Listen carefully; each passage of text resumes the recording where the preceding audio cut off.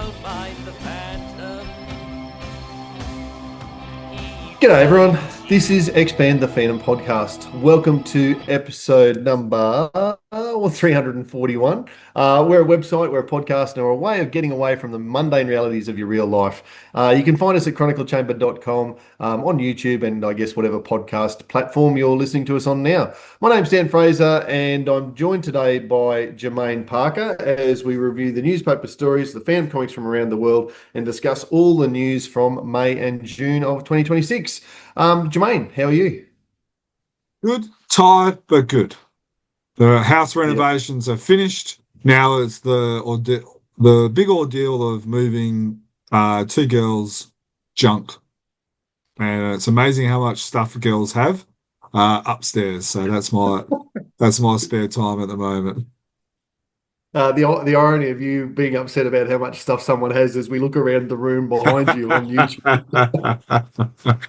Yes, yes. But this is, we've done a podcast. I can't remember the exact the podcast episode, but we've done a podcast on collecting and hoarding and stuff like that. So yes, the irony is very, very, very, very high as I say that. But boy, the girls have a Very lot of good. stuff. Well, we just were saying before we went to air that it's probably still 6 months or more until you can actually have your Phantom room, which I guess is the secret real goal of all of these renovations. So good luck on moving all that junk and finally getting into your Phantom room somewhere around Christmas of 26. Yeah, look, I'm sure it'll be worth it, but you got to keep the women in your life happy. So yeah, so the girls will be moved in probably by this weekend as recording. I think we're recording on a Thursday night, and then probably the youngest will probably be in her room probably the weekend or 2 weeks after that, just because there's a little bit of painting and stuff like that. But yeah, we'll slowly get there. Yeah, no, excellent. No, I'm glad that that's all progressing for you, and the tradies are out of your hair, and you can just attack it at your own pace. So no, it's good to hear. And Mm. it's good to hear that we've got an opportunity for you to put all that behind you for an hour or so Yes. as we look at what's been happening in the world of the fandom over the last couple of months. I know your finger's always pretty much on the pulse, and just having an extra story built on your house isn't going to deviate you too much from what's going on in the world of the Ghost Who Walks, but it is good to sit down and have a chat about it for a while. Definitely. All right, so let's start with, as we do, with what's been going on in the dailies and the Sundays. We'll start with the daily first, and we've progressed just as the Nomad is getting filled in, I guess, on the plans for that in Ignis Vindicta has for him. In terms of, you're going to attack the Phantom, you're going to be teamed up with the Python. Nomad's expressing some doubts about that because he and the Python have always been enemies, as Ignis points out. Well, you guys have been fighting each other. That didn't work out well. You've each independently fought against the Phantom. That didn't work out well. So here's an idea. How about you fight together against the Phantom? And then I guess in the last, couple of weeks, we've seen the Python getting released from his Wambezi prison. Yeah, it's a real like gathering of the rogues gallery of Tony DePaul's villains. I think the only real villain we're probably missing would be Jumper, who's been shot dead. So yeah, so it is. It feels like we're gearing up for a big long story. I don't really see this as a little short, 6-month story. It feels like a 2-year story. Yeah, well, we've been doing it for 3 or 4 podcasts now, and we're on the cusp of as you say, the gang getting together and starting to come up against the Phantom, and surely that's not going to be just a 1 weeker plot. So I'm pretty excited for it. I think it's coming together really well. What I'm liking is that there's a few different elements in this story. Like there's the whole alien Invictus, type of guy. There's the gathering of the foes that we've seen. It's coming along nicely. It'll be interesting to see whether it's a story just full of action, or whether there's the ebbs and the flows of the action and downtime, which will then, bring it up, or what tricks do they have? Will the Python play nicely? Like it almost feels like the Pythons might be the joker in the pack. Mhm. Is the Nomad going to be a bit of a joker as well? Will they play nice together? I don't really know. So it'll be interesting to see how it happens. Yeah, well, there's been a couple of telling lines, and you're probably right about them at the moment in the YouTubers you watch from Ignis, basically saying, look, I'm going to put the two of you together, and if it works, fantastic, we all win. If it doesn't work, I'm going to write the fandom off and walk away, no skin off my nose, and you two can either go to prison or you can be dead or you can escape or whatever it is you want to do. So he's basically just putting the pieces on the table.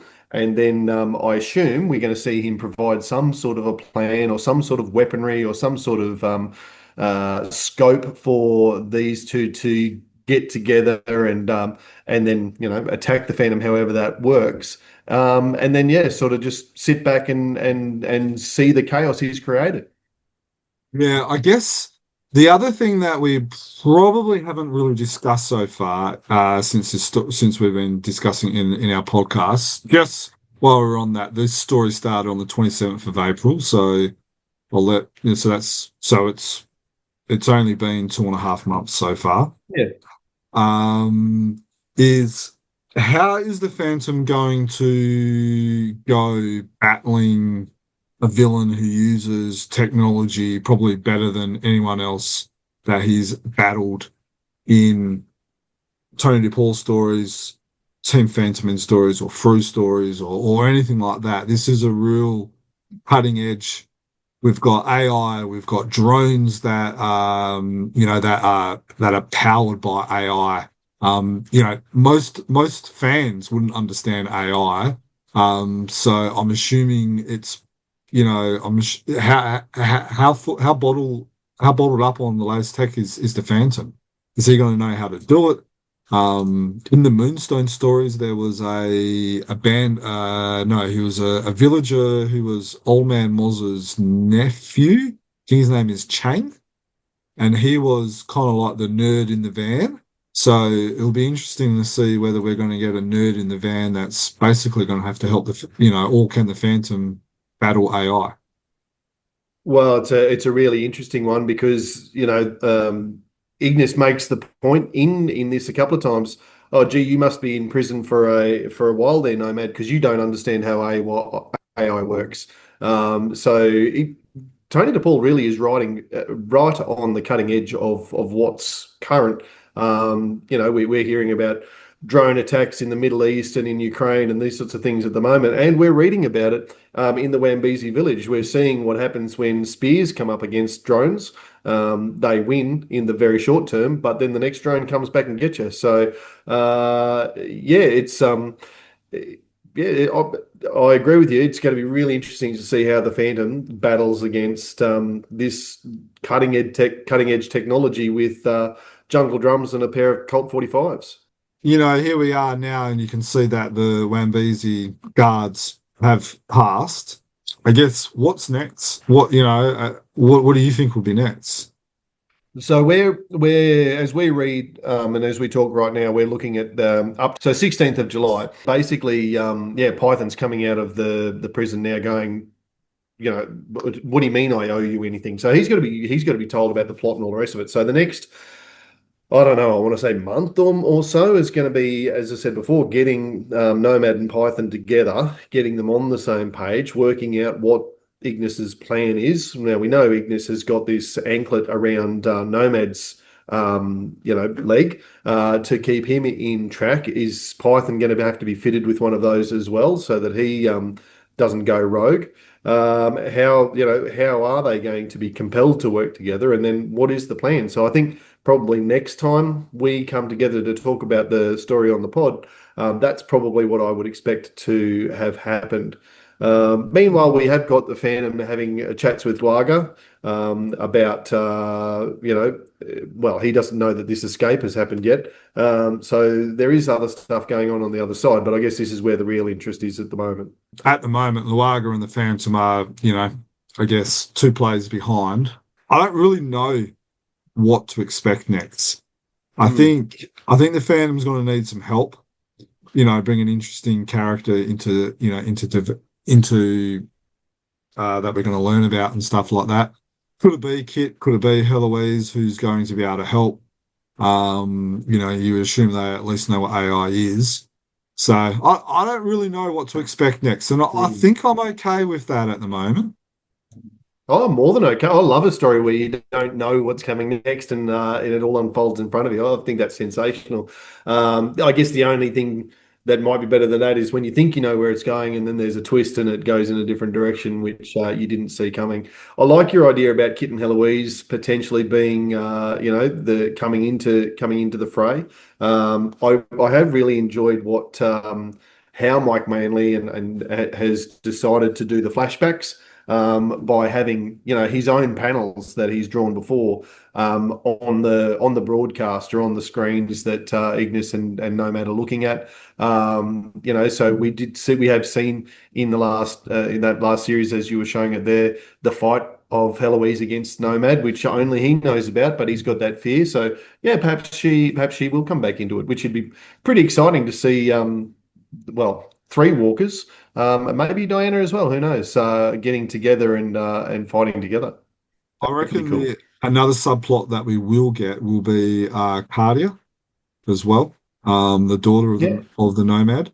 I wouldn't be surprised to see the mum, the wife of the Nomad as well, who kind of left it. Last time we saw her, she kind of left her daughter in not the most pleasant situation. So I reckon, will she learn the Walker's secret? Will that cause a bit of a split or a tussle of of which side of the coin party is going to fall in? Will she go to her dad's side or will she stay with the Walkers? So that's going to be, I think Mm. that will be a side of the story that we're probably yet to see as well. Well, if that's all in the Grudge as well, and not a prologue story or something, then we're probably going to still be talking about Daily 270 well into 2028 to see how we go. Well, it might be kind of like the Diana Death, saga and stuff like that, where it's five stories, but it's like five parts which become one. Yeah, So I think we're in for another one of those, which then means that someone's going to have to collect all these stories and publish them together again. absolutely, absolutely. And look, I'm always a big advocate for that anyway. So, yeah. Anyway, look, lots to look forward to in the Grudge as we go forward. I think we probably need to segue now into the Sunday just to keep moving. Sunday number 198, it continues. 1536 is the name of the story. And we're continuing to see, and again, it's only probably been 5 or so Sunday panels since last time we spoke about it. We're continuing to see Kit Walker or Christopher Walker, the man who will become the first Phantom. He's at the stage we left him chasing a Portuguese man of war, realizing that Mombasa was a trading port that's probably not so far away. And in the month or so since last we spoke, he's made the decision that he's going to head out and find that place rather than constantly pining to get back to France or England or Europe. Realize that hey, there's probably a quicker way, and I'm going to leave the Bandar tribe and walk down there. But as he walks down the beach, he makes just as the last one I read, he's making a fairly grisly discovery. Yeah, I really enjoy, the panel work of the fate interjecting in his destiny, which we see on the 12th of July, and then we see it again on the 28th of June, where you've got three panels of the body being washed ashore. So it feels like we might be. So most of us, when we've been growing up, we've seen three panels. We've seen the shipwreck or the death of the Phantom, washed upon the shore, swearing the oath. So, we might, in a normal Lee Falk story, we're three panels in. Yep. In Tony DePaul's, we're, quite a lot in. Now it feels like we're almost at the stage where where he sees his father's killer.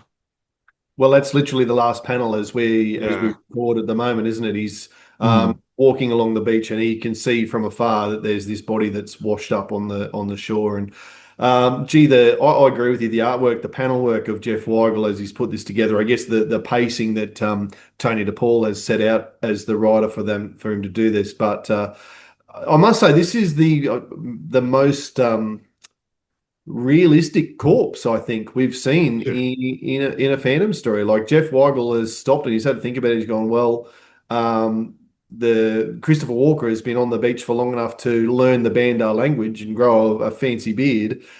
This body's been in the water and washing around in the ocean for months potentially, and he doesn't shirk from that as it washes ashore. It's a pretty grisly body that the Phantom's Walker is about to discover. Yeah, yeah. You're almost half expecting a crab to be, crawling out of its eye hole or something like that. Yeah. Just to kind of let us know that this story started in the 1st of February, so we're now, just starting the second week of July, so it's been going for 5 months now. I'll be interested to see where he finishes this story, whether he's going to stop at the swearing of the oath, or is he going to go one step further. And I get the feeling that he's going to stop at the swearing of the oath. Well, he has gone and seen the Skull Cave, so we don't need to go and revisit that. I don't think we've seen a costume or any hint of a costume yet. No. Would that be right? No, and we haven't seen the Wasaka tribe either. And I don't think we are going to see the Wasaka tribe. I think that's been parked. I can't see how that comes into it now, and I don't think it's the sort of thing that Tony wants to do in his telling of the oath. And the origin. It's an interesting point. I had not one that I'd really thought about that you raised there, because we all know how this ends and we all know what comes next. It's just a matter of at what point Tony decides to stop telling this narrative. So I can't see it happening in the next month or so, or maybe the next month or so. Certainly not in the next 2 or 3 panels. But if he decides to stop at, okay, here's the skull and I'm going to swear the oath, maybe that's not so far away. But Walker here has still got to have a fair change of heart. He's literally left the Bandar and he's on his way to on Mombasa. So he's got to, seeing this body is obviously going to have an impact. Be interesting to see how that transpires. And at what point do we see just the oath and, okay, now I'm going to stay here? Do we see him take up the suit? Do we see him maybe the final scenes in this story is him walking into the Skull Cave going, right, this is where I live now. It'll be an interesting one. If you finish the story in a certain way, whether it enables you not to have to miss or gloss over the Wasaka tribe, it kind of dovetails into the stories that Lee Fawkes already created. So then that way you're not having to toe that line of, I haven't included, the Wasaka tribe because of this or because of that. It can just be, well, that's where I've ended the story. If you want to believe that the Wasaka tribe is a part of your lore, that's fine, because I haven't contradicted that. I've only brought you so far. Yeah. Yeah. So that might depend on what Tony's mood was on the day, because we know that he's he cast out the chain as a story earlier in the last couple of years, and I wouldn't put it past him to make a point of casting out the Wasaka, but he has been very, very thoughtful across decades of weaving in and around Lee Fawkes stories as well, so certainly capable of going either way. I do want to do, when this story finishes, I do want to do a podcast where we expand on all the changes and contradictions between Lee Fawkes' versions, and I'm using plural here, and Tony DePaul's versions. He's created two, you've got the Mike Manley 2-week one, and now you've got this. So I would love to be able to compare those. And the only real contradiction I've spotted at the moment is that the killer is wearing his costume when he is being washed up on shore, and not the costume of his father, which I know has been the case in, I believe, most, if not all, of Lee Fawkes' versions. Yeah. So, so at the moment, that's the main contradiction. There might be a couple of interpretation contradictions, which which might be there, but I'm not quite fully thinking that's a contradiction yet. So, and that's to do with the prophecy, whether it's a local legend versus an actual prophecy, which I think it's very similar. Yeah. That's very, very grey. So I'm not quite Yeah. ready to call that a total contradiction yet. But apart from that, I haven't spotted any. Would love fans to be able to, if I've missed anything, please let me know. But yeah, because I do want to do a podcast where we focus on that. No, that sounds like a lot of fun and a good opportunity to go back over, as you say, Lee Falk's various origin stories, because it did mix up a little bit from time to time. Might also be interesting to consider stuff that other riders have done, anything that might have come out of Team Fantomen. I would really hope that Tony DePaul might find a way in this story to get a much better origin story for the Skull Ring, for instance. I'm firmly on the record of not liking Fantomen's version of where the Skull Ring came from, and if Tony wanted to write his own version, I'd welcome that with open arms. That would just make things even more complicated. Well, let's have something that's based in some sort of reality, not the supernatural, which Team Fantomen did. But anyway, that's probably a story for a discussion for another pod. Definitely. All right. Well, let's leave that there, and hope that we've got some answers or some movement in those areas. And it does feel like this story is starting to pick up pace, which I'm really enjoying. But let's move from there to what's been published in Australia over the last little while, and we've only got the two comics to talk about today. The first one is Frew 2025. Now, I've got the newsagent stand cover here. It is labelled as their 90th anniversary special, and it did come out in conjunction with the around the same time as the Sydney Supernova. If you're a YouTube viewer now, you can see on screen the newsagent version on the left-hand side and the Ken Stacey Supernova variant cover on the right there. So both of those are on screen. Just while we're looking at them, Germ, do you have a preference of those two, commentary on either of them? I probably prefer Ben Brady's cover. I haven't seen it, but I've spoken to people who have actually seen the original that's been framed and put behind glass and that, and they said it looks absolutely amazing. Yeah. It does also have an amazing price tag on it. I think he was asking about $4,000 for it. Wow.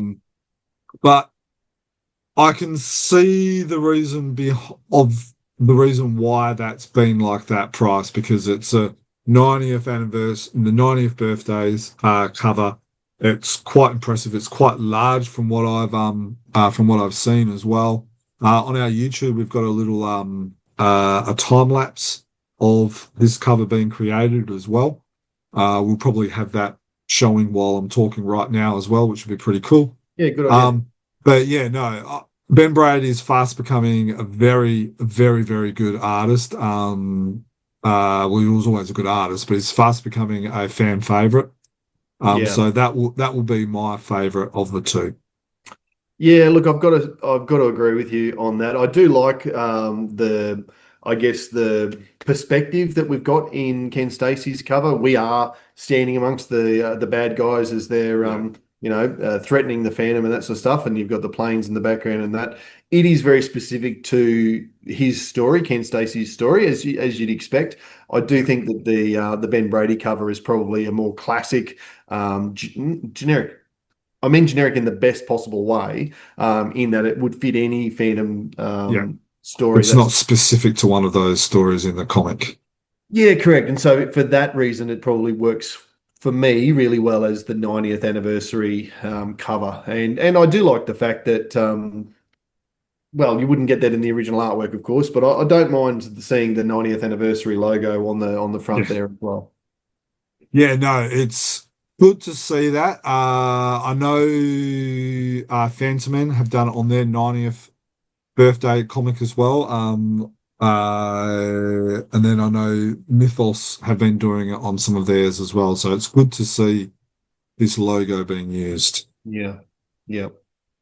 All right. Well, let's dive into some of the into the contents, I suppose. And I like the fact that we start. If you can go back one there, Germ. I like the fact that we start again with like a title page, if you like, with oh crikey, what's his name? Giancarlo Caracusa. Caracusa, yeah, Yep. with the little oath and stuff like that. Yeah, Image with the oath and the skull. So again, it's just a bit different from your normal Phantom comic. Another way of doing the for those who came in late, I suppose. So that's a nice little title page, and then the what is it, 4-page essay that we get from Kevin Patrick there as well. Really enjoyed reading that. Lots of hallmarks, obviously, of his book, The Phantom Unmasked. But yeah, really refreshing read, I suppose, and really great for someone who probably hasn't read the Unmasked book to get a bit of an insight into the research that Kevin Patrick did. yeah. I think that's the beauty about it is that there's going to be a lot. The chances are there's going to be a higher ratio of casual readers Yeah, who will buy this issue, whether it's because it's a supernova, whether they get it at supernova, whether it's because they, whatever. So having something by Kevin in there is a good little recap for those. Or when I was at Supernova in Perth, there was a lot of people. Oh, my dad used to read the Phantom. Oh, this is the 90th birthday. Well, I'll buy him this comic, so he'll have something to to read. And so there was a lot of that. I'll get it to him for his birthday coming up, or Christmas at the end of the year or something. So I think there will be a lot higher ratio of casual readers. yeah. Who was selling it at Perth Supernova? Duncan and Ken Stacy. Yeah. Okay. Yeah. No, I only asked because it is a bit of a shame that it didn't get a better launch, I suppose, from a Frew booth, or even it's the What? sort of thing that Are you saying that Frew doesn't do is sucks at their own marketing? Is that what you're saying? I just said it's a shame. It's also the sort of issue that back in the 90s when I was a young fella, it would have got, might have even got some local media. Yeah.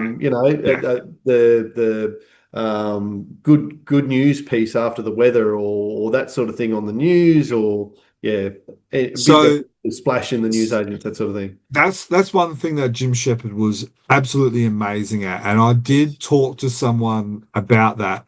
And apparently there was always one writer who used to write the articles and distribute it throughout all the major newspapers, and then the local newspapers like the one in Toowoomba or Perth, or all these type of ones as well. It was always the same writer, and apparently, now I'm not sure if I get this 100% correct.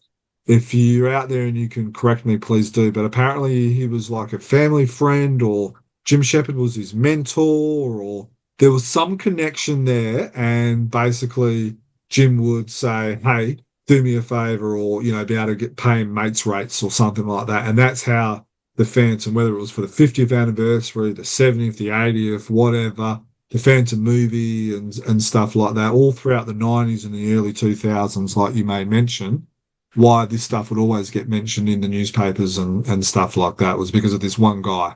Yeah, right. So Well, there you go. We need another one guy. Maybe they should start a website and start putting articles up on the bi-weekly about everything to do with the Phantom. Anyway, all right, let's get back into issue 2025. So thank you, Kevin. Really appreciate your contribution there. There are 5 stories in the book, and we'll go through them one by one. The first is, we've mentioned Duncan Munro and Ken Stacy, so it's a story from them. Then we've got a couple of Lee Falk stories with Cy Barry as the artist, and then a couple of other newer stories, The Doll Maker from Peter Anderson and Giancarlo Caracusa, and Cuso, I should say, and another Phantom in Nam story by Paul Mason. We'll get to those as we move through. Let's start with the story that is the alternate cover, the Ken Stacy cover.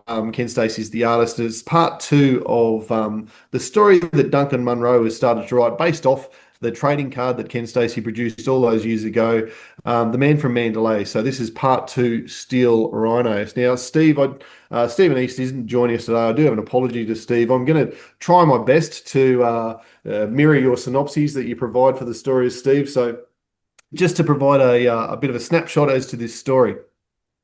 After stowing away in the back of a two-seater United States Air Force fighter jet plane and becoming involved in a dogfight with a Chinese-branded Russian MiG jet, the Phantom is arrested on espionage charges and sentenced to death by a French firing squad. As he begins to uncover this multinational operation, which is being led by the CIA, will the Phantom be in time to prevent the Indo-Chinese civilians becoming collateral damage in a battle between the Western colonial powers and the local militia? There's a lot going on in this story. Is for what, 8 pages? Correct. 1, 2, 3, 4, 5, 6 pages. Yeah, is that right? 1, 2, 3, 4, 5, 6, 7, 8. Yeah, 8 pages. You're right. Now, this story and a lot of the artwork in this story reminds me of a Commando comic. Now, I'm sure if you're in Australia, you understand what I'm talking about. If you are probably from India, maybe the US and maybe Sweden, you might not know what I'm talking about. But these are wartime comics, little digest size, black and white. A lot of the imagery, a lot of the fighting action scenes, the guys, they're all kind of stereotypical. It reminds me of that. I know Duncan used to read Commando comics. I used to devour them. Mm-hmm. I had a mate, so basically he'd collect Commando comics, I collect Phantom comics, and we'll just read each other's comics all the time. We figured there's no point in us stepping on each other's toes. So, so he had a couple of thousand, and I had all the, so I probably, up until I stopped, and stopped being friends with him, I probably read pretty much every single Commando comic, in that period of time. So yeah, there's a lot of good memories, a lot of like, that come flooding back. One thing that I do want to make mention is that part 1 was released a year ago. Too long to be able to wait between drinks, but I feel the paper quality or the print is better in part 2 than it was in part 1. It actually, the printing and the colors looked good or better than in part 1, in my opinion. I really like the print quality, and I think that it does justice to the artwork. Now, I'm surprised to hear that it was a year ago that the first part came out, only in that the story remains pretty vivid in my mind, and I didn't feel the need to go back and pick it up before starting to read this one. I think certainly a talent in being able to write parts of a story in a way that doesn't rely on you having read the first part or having read the first parts recently in order to pick up and continue on. But the quality of the paper and the print here really did justice to the artwork. And Ken Stacey's art is really vibrant, it's really dynamic, and the colors just pop. And the use of colors in the fight scenes, the dark of the jungle, and even everything. I love the color in this, and that is a very vibrant purple Phantom. Yeah. Now, in one of the panels, I haven't listened to the Sydney one that's been recorded, but the Perth one that's being recorded, he does talk about his color process. Oh yeah. So the chances are in one of the next podcasts coming up, those panels will be released, and you can hear him talk about his paneling in those. Yeah, cool. Will you sidebar? Are you going to attach that to the Sounds of Sydney Supernova and do that all as one pod? Yes. Or Yeah, oh, so it will have the stuff that you've recorded, and the panel in Sydney and the panel in Perth, which feature Phantom creators Duncan Munro, Ken Stacey, and over in Sydney, Glenn Ford was in that panel as well. yeah, cool. Oh, very good, very good. All right. Look, as I said, there's a lot going on in this story. There's multinationals. Every different major country in the world seems to be getting involved. We're flying over Burma, Laos, Cambodia, Vietnam. We don't know which of the countries we're over it or in at any given time. The Phantom's off to save, I think, Burmese civilians from a cranky Burmese militia, French military clash that's about to happen. Um, I think I think he's written this really well for so much to be going on, but it being relatively simple to follow, and the action just keeps moving. So, quick question. Where does this fit with the war in Vietnam, which is Paul Mason's, Phantom in Vietnam? Now, I will admit my knowledge in that era is not the best. So where does it all fit in? This to me is written or set well after the Vietnam War. There hasn't been, because I had the exact same thought, especially after I read War Pigs, which is the Nam story at the back of this issue. How do they fit? I went back and had another look at this one, and nowhere in it does Duncan or Ken actually make mention of a date or a time. The jets, I guess, the MiGs and the Phantom that's in the Phantom jet, that is in this story, to me date it as post Vietnam War era, sort of more 80s type era, when there's still a bunch of really ugly and uncomfortable crap going on in that area of the world. So just because the Vietnam War was over doesn't mean that the fighting ever stopped. Okay, cool. All right. All right. Oh, Well, just one quick thing. yeah. I think Duncan is a fan of Jean-Claude Van Damme. He gets a little bit of a Jean-Claude was killed though, so it's not exactly the same as our action hero that we would have enjoyed all his good movies. Well, Van Damme is another action hero of the 80s, so that helps my theory of the setting. All right. Well, let's move on to the first of the two classics, I suppose, that have appeared in this story. And the epidemic, Frew are infamous, I suppose, for reprints. That's one of the things that people will always remember of Frew if they've got long memories. The epidemic was last printed by Frew in 2010. So that's a good 16 years ago. It does break their 20-year rule that I thought they had. And Rex King is actually the next one we're going to talk about. It was published in 2011. So both of them sort of inside that guideline, but still, that is a long time between drinks. But these are coloured. These are coloured, and that is the difference. So let's talk about the epidemic to begin with. We've read the story before, of course, but for those who haven't, when an epidemic rages through the Bengala jungle, the United Nations sends teams of doctors to help. Nurse Diana Palmer is amongst the volunteers, seeing her opportunity to serve, but also to get close to her love interest, the Phantom. Unfortunately, romance is also strong amongst the monkey male chimps, so our hero doesn't get her message and doesn't know she's arrived. Months pass, and the United Nations team win over the skeptical Wambezi tribe, but the Witchmen fear the usurping of their power and plot a scheme to tear modern medicine out of the jungle. How can Diana and the team survive the accusations of blasphemy and Mugu's dreaded trial by fire? Now, this is Cy Barry's second story that he ever created.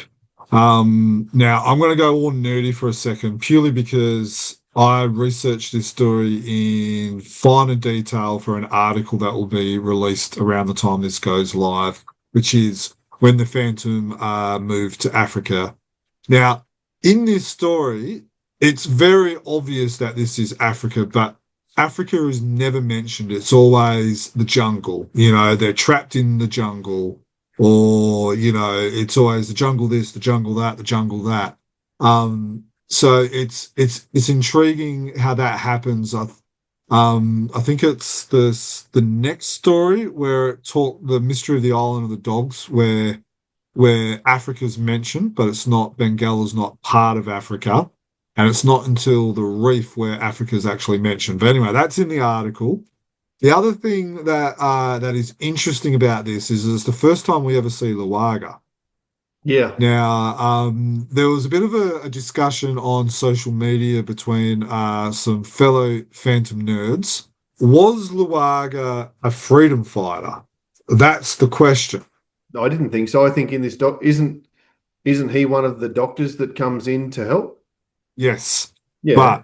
but what it is basically so the next story is the ambassador, which is where he becomes president. So these two kind of there's a little bit of continuity here, but while this is happening, the Bengala becomes their own country, and so in a story that was published in the 90s, it hints that Luaga was actually a freedom fighter as they fought for freedom against the colonizers, which was the British. But in this story, you do not get the impression at all that Luaga is a freedom fighter in any way at all. No, no. This is 1962. So, and as you say, Cy Barry's second story, the very first time Luaga is ever introduced. I would be surprised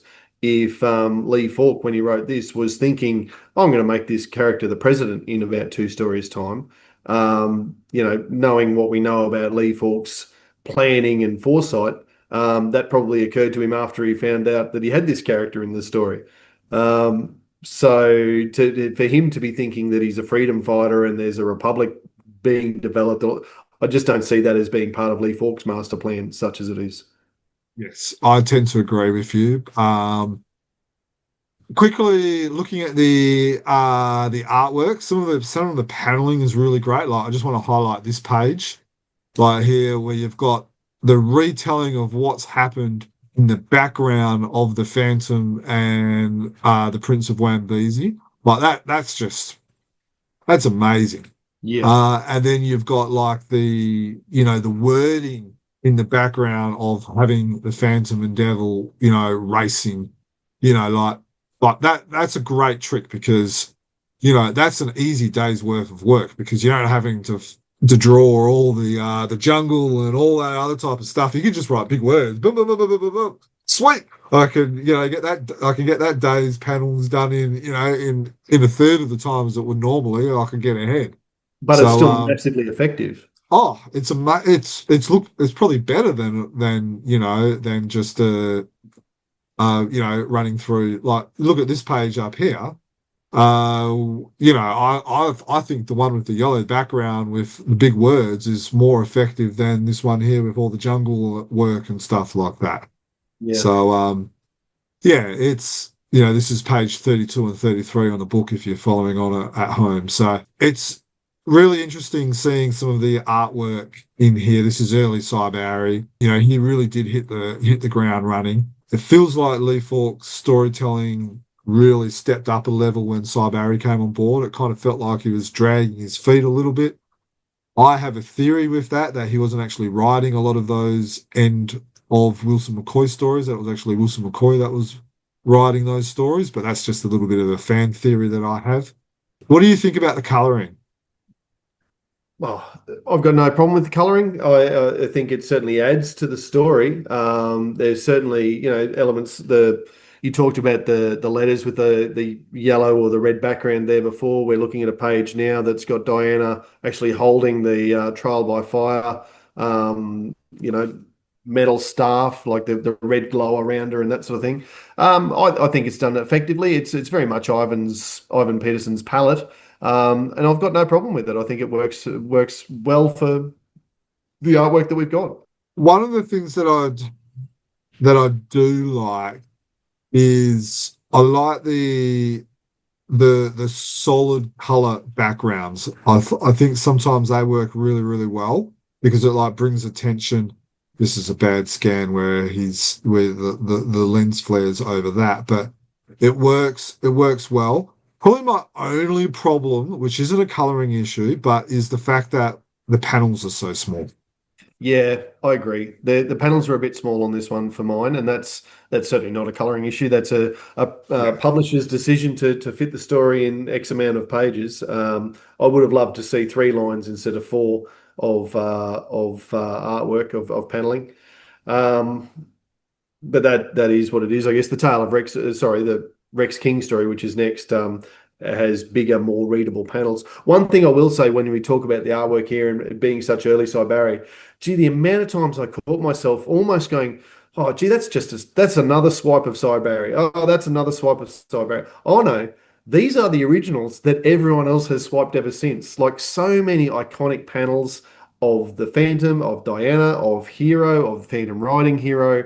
Like you see so many of these profiles and portraits and poses start to be replicated by the Italian artists, by so many Phantom artists. So many of these become iconic because of the instant quality and upgrade that Cyberry brought. Yeah, yeah. No, very good point. So the next story is the Doll Maker. I'll just go through the synopsis of this one. This is by Peter Anderson and Giancarlo Caracusa. This is the first printing of this story. It's 1929, and the Phantom is on a leisurely tourist drive back through the English countryside as he kills time waiting for his ship to return to Bengala. As the weather takes a nasty turn, he comes across a damsel in distress in the form of a battered wife escaping her abusive husband, only to end up in a car crash. They seek shelter and medical assistance in a nearby mansion, which is made increasingly eerie by a secretive old man with skeletons in the closet and a large family of handmade dolls throughout the home. Can the Phantom's detective skills help them escape this house of horrors? This story, in my opinion, is the gem out of this book. I like the fact that the story is left completely open. I feel like it's got the right elements of horror. Like it's not Frankenstein. It goes to the right edge of where the Phantom is. There's not in the past I've been critical of when Pide tries to put in too much humor. I feel like he doesn't put that in there in this story. I actually really enjoyed this. There was one or two moments like when the Phantom gets knocked down out of the staircase, which was a little bit clumsy. But apart from that, I was actually really impressed. I really enjoyed this story. Hmm. And it had the right amounts of creepiness. I was hoping that Steve was going to be able to join us to let us know what he thought about the Phantom getting knocked over in the hallway, because at least he got knocked down from in front. He didn't get hit from behind this time. I wonder if Peter did that on purpose because he's like, I can't be bothered having to listen to Steve having a go at me because he got hit behind. Let's sit him in front. Look, I've got to agree with you. I really enjoyed this story. It unfolded really well. The really sparing use of dialogue I thought was Yeah, really effective. Just added to that haunting, eerie horror sort of a feel, which the tension just seemed to ratchet up page upon yeah. page upon page. The dolls, the few more dolls on this page, a few more dolls on this page, a few bigger dolls on this page. The way that they unfolded as well. I thought I was really taken with this story. I also like the bad guy, well, there's several bad guys, but the abusive husband, because he's almost like a red herring in a sense. Like you think that he's going to be the cause of all the dramas, but Yes. it's not where it's kind of like, okay, something's going to happen, something's not right. Is it going to be him? Nope, he's dead. Yeah. What's the go? And yeah, so look, I was impressed with this story. I enjoyed it. It's got the right amount of creepiness, the right amount of horror, without stepping too far, which I think some stories have. A lot Yeah. like in the annual from a year or 18 months ago or whatever. So yeah, Yeah. the coloring is good. Yep. Really like the rain effects where Yep. where some rain effects with the big strikes and stuff like that. Typical Pommy weather. It always rains. Peter, Giancarlo, Flavia, who is his daughter, who did the colouring. Yeah, impressed all the way around. Yeah. Agreed. The funny thing about it is, like, if you think of it purely as a Phantom story, Phantom doesn't actually do much No, Phantom hero type stuff here. He saves the girl out of the car crash and takes her, rescues her there. completely does not uncover anything about what's going on in the house. Yeah. No one gets skull marked. Yes, he gets into costume, but that's only to creep around a little bit. Yeah, it's almost not a Phantom story, Well, but I it love is, it. but yeah, he's not. He's like integral, but he's. I don't know how this is going to sound, but he's rather useless in the story, in a sense. Yeah, It in it's a sense. it reminds me of is it Raiders of the Lost Ark, the Indiana Jones story, where and I never thought about this until I watched the Big Bang Theory episode where Amy Farrah Fowler points out that Indiana Jones doesn't actually do anything. If it wasn't for Indiana Jones, the Nazis would have found the Ark, opened it, and all been died. And then even with Indiana Jones, they still found the Ark and still died the same way as though.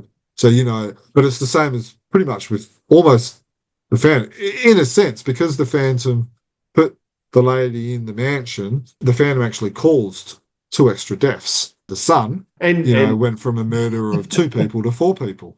and walks away from the or drives away from the house, leaving the corpses behind. Oh well, what's that's over. Let's move on. Let's take a lady to the hospital. And I thought that was Yeah, amusing. Yeah, happy with this story. And for the second time in 3 or 4 stories today, some really grisly moments in terms of the doll making. yeah. That. I gotta say that was quite. Oh. So that was a pretty good twist that I didn't That's see. but this is where it was a believable horror, if you like. Yeah, It's not your Frankenstein, it's not your sewer monster or whatever. This is a human drama, and unfortunately, you hear stories about really sick stuff like this happening. It's not often you see it in a Phantom comic, that's for sure. yeah. So I wonder if Peter, I don't know, have any whether this was like when people have like that phobia and it's like a cure for them to write about it or something. So I wonder if he's got like a phobia with dolls Getting or out some trauma. dealing with some trauma creating this story. Well, you certainly created some trauma in me. All right. Well, I like what you said there about the gem in the book. I hadn't really thought about which is my favorite story in the book. This is probably the one I'll remember the longest. I don't know Yeah, whether that yeah, means anything, but yeah. yeah, yeah. Either that or maybe you remember it because you'll be getting counselling and Exactly right. That's exactly right. I'm going to have to pay someone to talk about this story. Thankfully, I've been able to come on a podcast and share it with you. yeah. All right. Well, let's keep going. Rex King is the next story, and a far, far, far lighter. You couldn't ask for two different types of stories, really. I'll read the synopsis of this one. In a wide-ranging adventure, the Phantom rescues a foundling infant who was mysteriously left with an old couple living in the middle of the jungle after they succumbed to jungle fever. Phantom has no success finding the family of the orphan boy, and so he becomes the Phantom's ward, Rex King.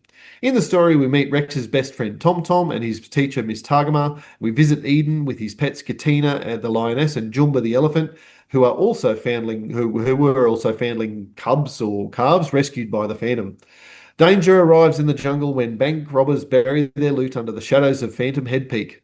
Can an orphaned boy and his pet jungle animals overcome the bad guys and save the day? This is a good, fun story. This is like a story that's got a little bit of action, but it's still family friendly. And I enjoyed this story. I felt like Ivan's colors are better in this story. It might be because the panels are bigger, but I like his green. I like his greens and his wider range of greens in this compared to the epidemic. I also think because seeing Sunday stories were originally in color, they're a little bit more, there's less shading and they're a little bit more open because you're allowing color to be a part of it. So I feel like that might have something to do with it as well.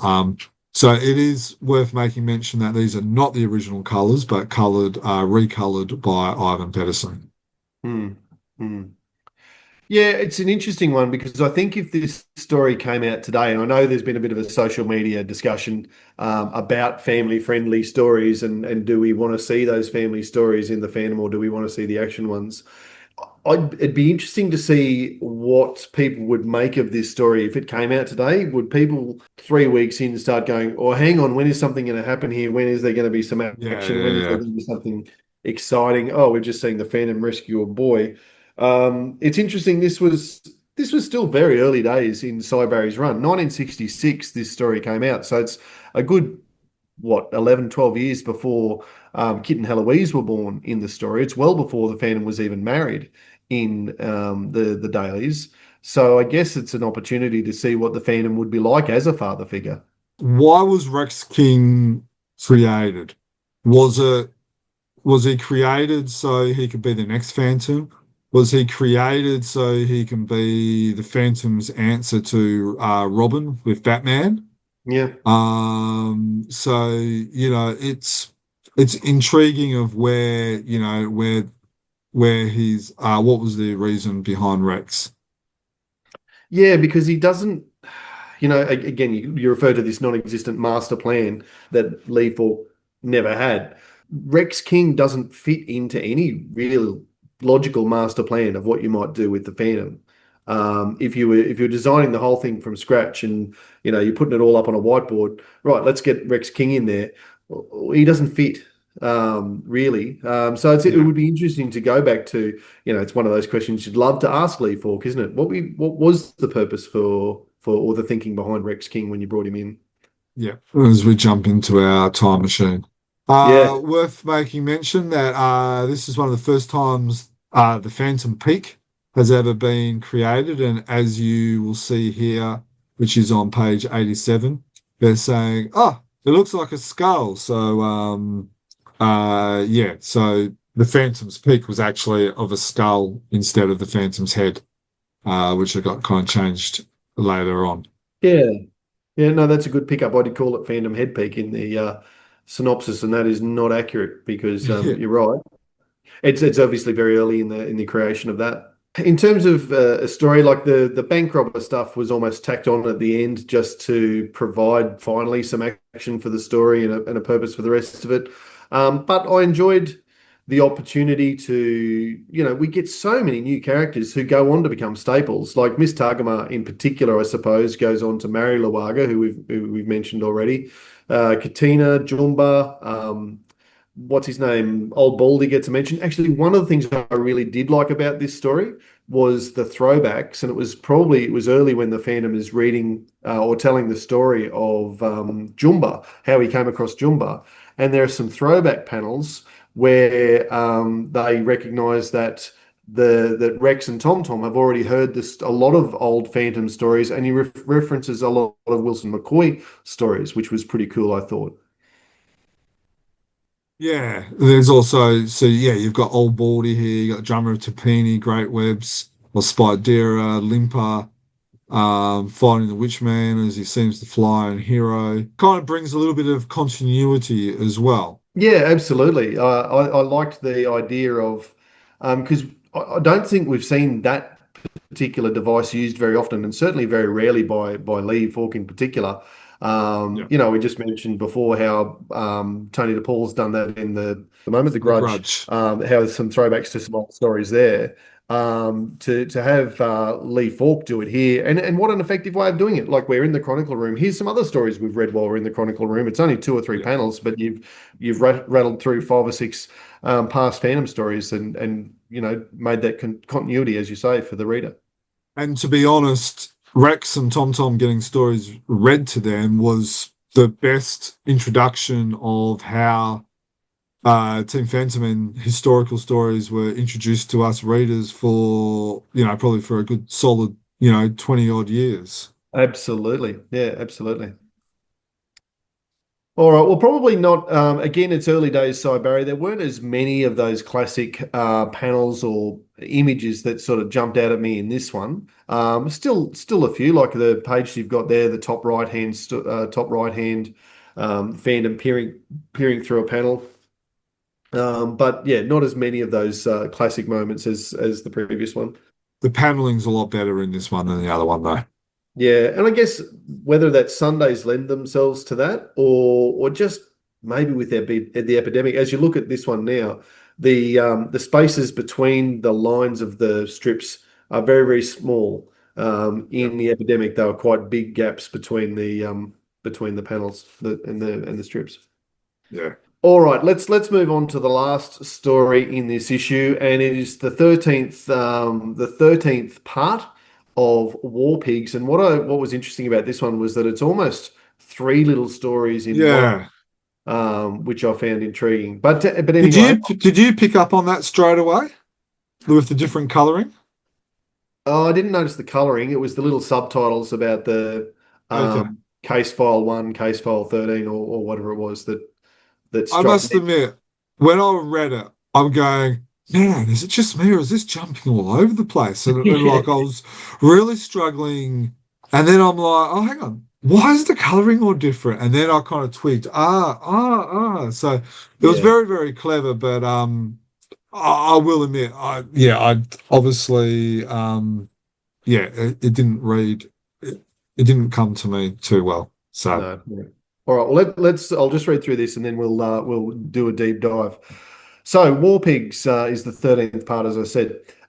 Agent Leon Harrison Gross continues his trawl through CIA files from the Vietnam War as he seeks the identity of a mysterious person of interest, POI, who appeared sporadically throughout the conflict. In this part of Paul Mason's Phantom in Nam series, Agent Gross is starting to put the pieces together from increasingly thin snippets of case files. In his search for the missing Wambezi prince, has the Phantom stumbled across some seriously high-level corruption? Will Agent Gross still have his job if he discovers the truth? And are the War Pigs really just riding high on the hog? what I loved about this was spotting all the old, old villains. Like you've got Orville, bumping his head, which was in the Marshall sisters. You got Mr. Hogg coming up further. It was, yeah, that was enjoyable. I do think that sometimes this writing's a little bit too small. I feel like I have to, and I know this is going to sound really negative, but I feel like I've got to be in the zone to be able to digest these stories a lot more because it requires some thinking and it's hard to remember what's happened in all of the other previous 12 issues.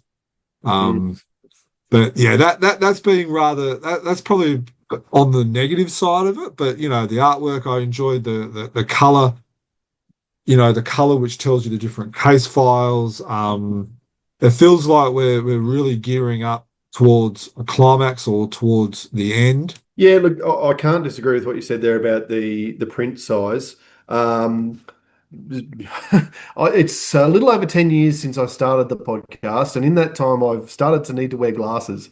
And there was no hope of me reading this story without the glasses, putting the page at the right angle with the light, the correct distance away from the face, and really concentrating. There was especially some of the longer spiels of the content and that sort of thing on the intro 108, pages. 109. Yeah, Yeah. I've got a confession, Germ. The last page, the case notes, I took a photo and then zoomed in with my phone to read it Oh, old man Dan. because I was just getting tired by that stage. So and it is a really wordy read. There's no doubt about that. Yeah, But that's I guess the problem you face when you've got such a complex story. And talk about Lee Falk's master plan. There is 100% a master plan with red bits of string joining up all over the whiteboard when it comes to this story. And every red bit of string goes somewhere, and everything means something. There's no doubt that that's happening. When you've got a story as complex as that and you're trying to write it in 8-page bits, and then in this 8 pages you've got 3 parts, like that's really difficult to achieve yeah, without a lot of writing. So yeah. I've kept this page 110, 111 because I really enjoy the reveal of the Phantom on yes, page 111. And for me, my smile moment or my little schoolboy fanboy moment was as, he's there, then he disappears, and then it's dark, and then you see the lights of the eyes, which is purely for effect. He doesn't have glow in the dark whites in his mask, but just that sequencing is like, oh yeah. Yeah, no, he definitely understands who the Phantom is. He definitely understands, and how it basically turns Mr. Hogg into this mastermind, big shot into a bumbling little mess. Immediately. Yeah, so I really enjoyed that paneling. Yeah, no, absolutely, I did too. I feel silly now that I didn't pick up on the three different colors for the three case files because as soon as you've said it, it's really obvious. Probably because I was so into the wording Yeah, and the writing that I probably didn't see the colors as much. Um, I did pick up on the preface that they have that Paul uses, having Leon Harrison Gross reading through case notes. That sort of gave you the clue that there's just little bits and pieces that are coming. This is not a full story. It's almost like someone's written down half a page of notes and put that in a box, and that's what he's reading through now. So there was that clue, and then the case file 17 or whatever it was that was the titles as you went through. But the use of colours is quite clever now that I see it. I'll be intrigued on how many more parts. Maybe Paul, if you're listening to this, leave a message on Facebook or on YouTube or something like that on the socials. We'd love to know how many parts are left. I reckon this it definitely deserves like all the parts put together, published as one, whether it's a standalone issue like this. But I think it will be something that I will enjoy a lot more because it will be easy to be able to go back and follow all the little threads like Leon, Case Officer Leon Harrison Gross is trying to do here. Yep. And even that again, the wall of literally the red string and the whiteboard. Yeah. Took a photo of that and zoomed in on it.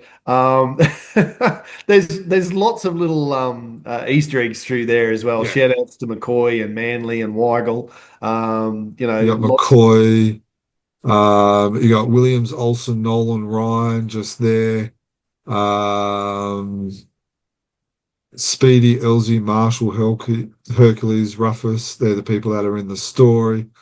You've got Weigel, Burrito, Spadera, which is just there. Beatty, Terry Beatty. So yeah, Forsyth, Richardson. I can't remember what the E is for Frew, and then you got It's Watson. actually in the text there. It's not even just on the wall. He mentions the four of them. Um, He does too. the fourth panel down, Forsyth, Pearson, yeah, Richardson, Eisen, Watson. yeah. I So don't know who Henry Kenneth Pryor is. It makes me feel like there's a bit of missed something. there's a gap in my fandom knowledge there because it's here. It'll be for a reason. Everything's for a reason. Yeah. But no, look, enjoying the stories. And it's the same as with Duncan Munro's story at the start. Like, I understand why you put part stories in these special issues because it almost force casual readers to go out and buy other stories so they can read what's happened next. Like, and I saw it myself at Duncan's booth. They were like, okay, well, this has got the story, but it's got part two. If you want part one, you're going to have to buy this. And they're like, oh, okay, well, I'll buy that issue as well. So, like straight, because it's like, I can't just buy part two. I need part one. So, that's why you put that in there. But I also feel that kind of gives it a bit of a misjustice waiting so long to read all these parts. Mm, mm. Yep. All right. So look, as a package then, Germ, what did you think of issue 2025? It is the 90th, Frew's 90th anniversary special for the Phantom. What did you think of it as a package? We've got the 5 stories, we've got the 2 different covers if you're after them, all color, quality cover card for the cover, quality pages, good printing. As a package, what were your thoughts? Oh, look, probably My only criticism would be that that one story was two small panels. But apart from that, I enjoyed everything. The paper quality, the covers, the contents were good. I had something for the classic fan, the old school fan with maybe they could have had a Wilson McCoy story as well as a Cy Barry story instead of two Cy Barrys, just to kind of, keep even the older fans happy. But yeah, look, can't really fault it. It didn't feel slapped together. It felt like there was some care in it. I enjoy that they had their own little contents pages, the articles. So yeah, so I would easily give it probably probably an 8 or a 9 out of 10. Hmm. Yep. Yep. No, I agree with everything you've just said there. Would it have been better if it had come out in February because that was really the 90th birthday? Or was it deliberately timed so that it came out around Supernova as well? Because you had Ken Stacey with the variant cover also in Australia able to sign things. I don't think there's really a problem. It came out in 2026. That is the 90th year. So I guess that's the main thing. Well, Fantomen released their 90th birthday special literally the same week. Yeah, right. So, from a highly critical point of view, yeah, it should have been out on the 16th of February, but that would have coincided with the annual. Maybe the annual could have been the 90th birthday special. Again, that requires a little bit of planning, and I'm not really sure Frew's has the ability to be able to do things like that with a lot of the restraints that they've been placed on them from the ownership. Hmm. So I don't really have a Oh, problem with and it. the It makes sense to release it during the Yeah, holidays and a 90th around anniversary here. special probably, that's a second good sale point. You don't want to waste that on the annual, if you know what I mean, because the annual's going to sell well anyway. So Yeah, yeah, when it comes to the end of the year, it's certainly going to be in very good consideration for best issue of the year, I should imagine. yeah. So the annual was the Mandrake crossover and Phantom crossover. So that was actually a pretty good annual. I did enjoy that. There was some elements that could have been done better, like were some of the crossover stories really crossover stories, or were they just cameos with the Phantom? But I thought that being a hey Phantom's birthday, Mandrake, Lee Falk's other creation, I thought that was pretty good. And then you've got this, so I don't know. In a sense, you've almost got two bites of the Yeah. cherry, so you can't really criticize Free for that. No. Oh, look, and the annual will absolutely be my favorite Mandrake issue of the year. And I think maybe 2025 might be my favorite Phantom issue of the year. Well, that brings me to my big question I've been waiting to ask you, Germ. Trivia question, Phantom trivia question without any notice.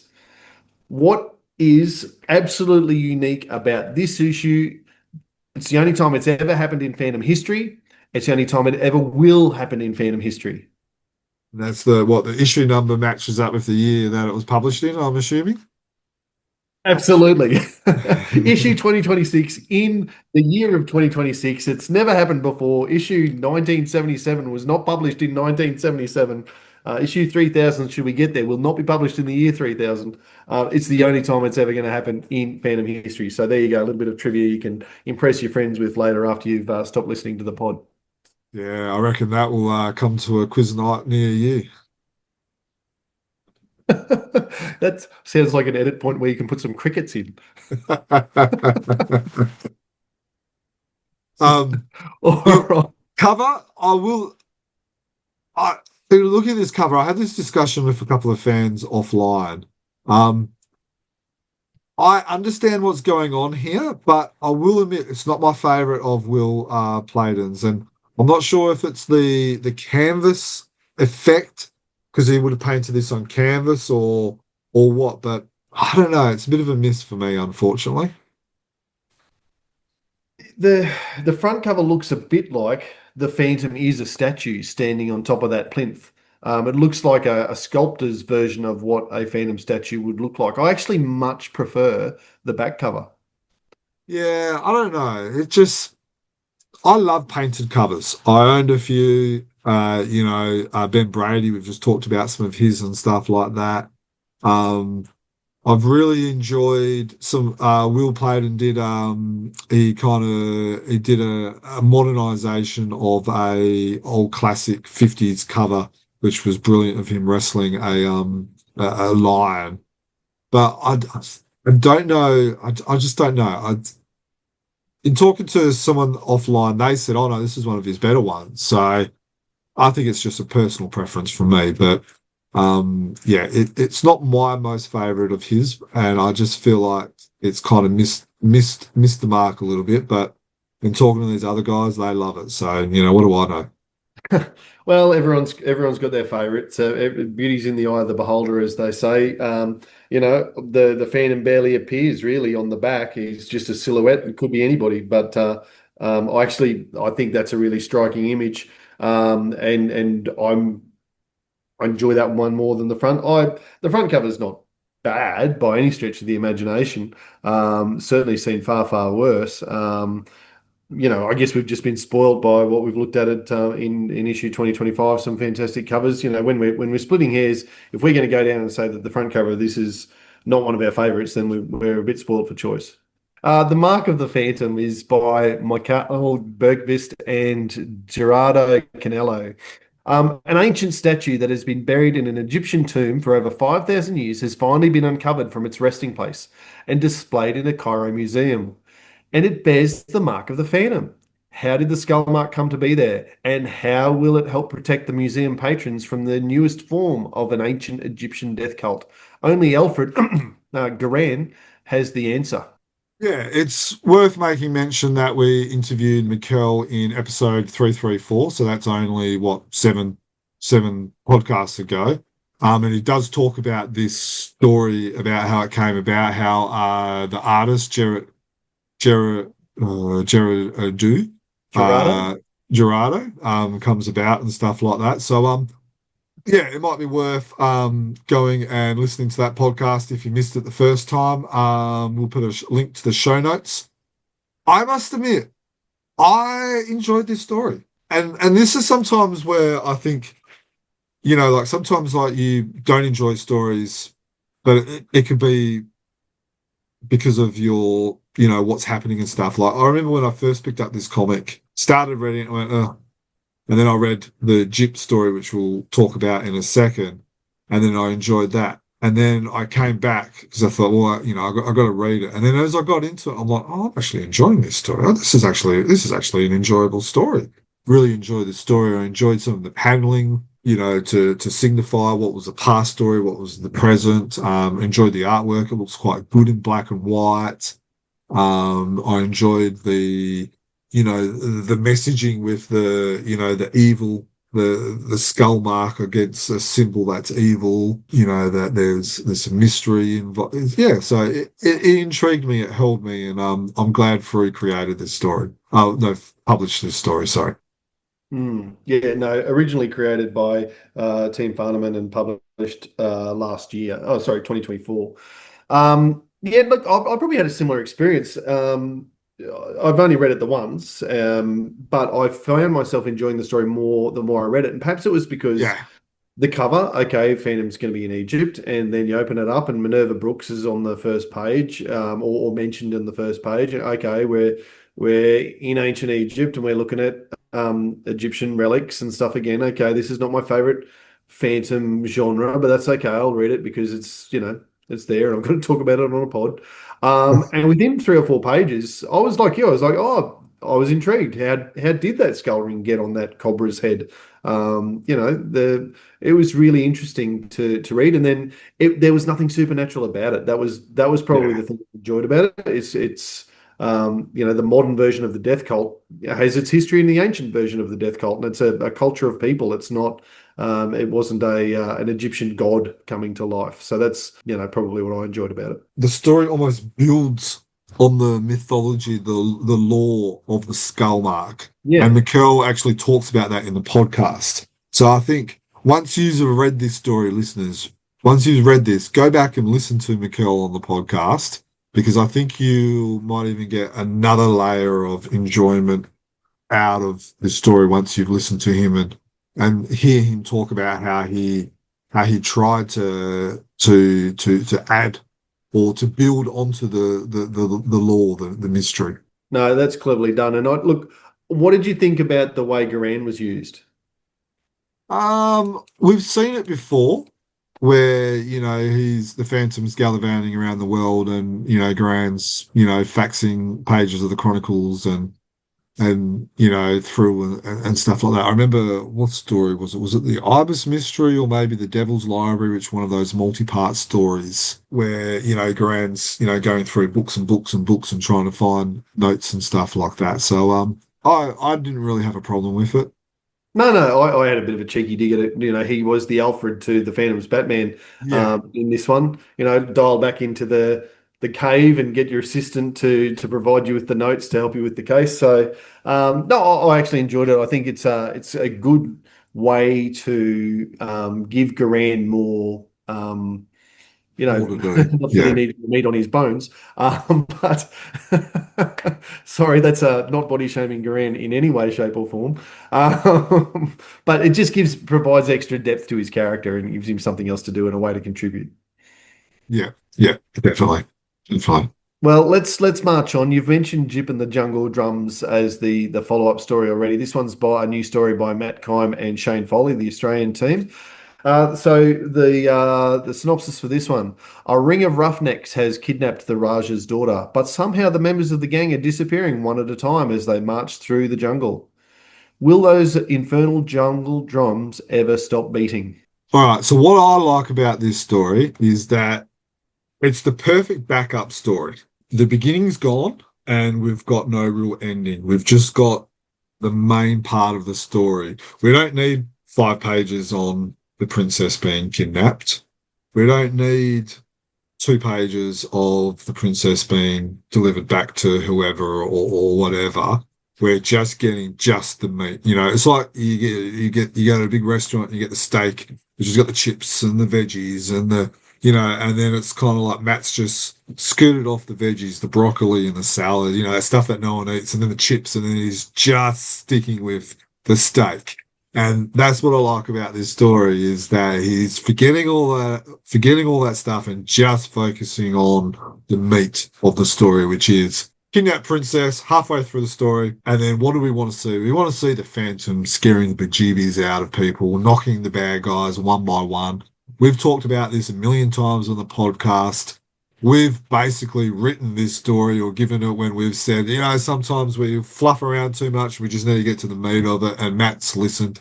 I'm sure he had the idea on himself. We're ego boosting ourselves here, but this is what I like. I think sometimes some creators can get a little bit too fancy and try and create too many multi-part stories. And sometimes we need sometimes a little bit more like this. Like I said when we were reviewing it, I had a hard day at work.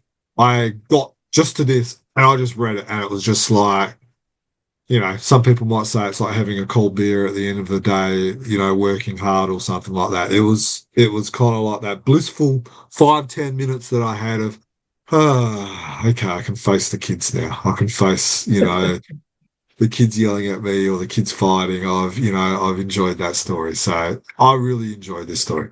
I agree. Perfect little backup story. Not all the things that you've just said. I really liked the visual effect, I suppose, of the drum line and the Yeah. drum line across every single panel. We talked about how Cybara used it previously to really great effect. This has been really used to really great effect as well because is it on every single page of the story? It's certainly not through every panel, but it just does give you that sense of the drums are going, the drums are going, you're going through the story, the drums are always there. And you hear we saw it in the Billy Zane film, the drums through the jungle all the time. What's going on with Yeah. that? It's a constant refrain. There's just so many Phantom tropes that what a surprise. Matt Kime and Shane Foley, two of probably the biggest Phantom aficionados in the Australian creative universe at the moment, have come together to write an absolute classic Phantom story that is going to be instantly recognizable from any Phantom fan around the world. Yeah. So page 31, this half of the page will be the only panels where we don't have the jungle drums in the background. Yeah, right. And that's at the resolution when the Jungle Patrol are picking up the bad guys who have been all tied together with a note. Yeah. Now, time to get all nerdy. Jip. Have you ever heard of the name Jip before? GYP. It's one of those ones that's on the tip of my tongue, but I can't place it. I'm sure it's been used before.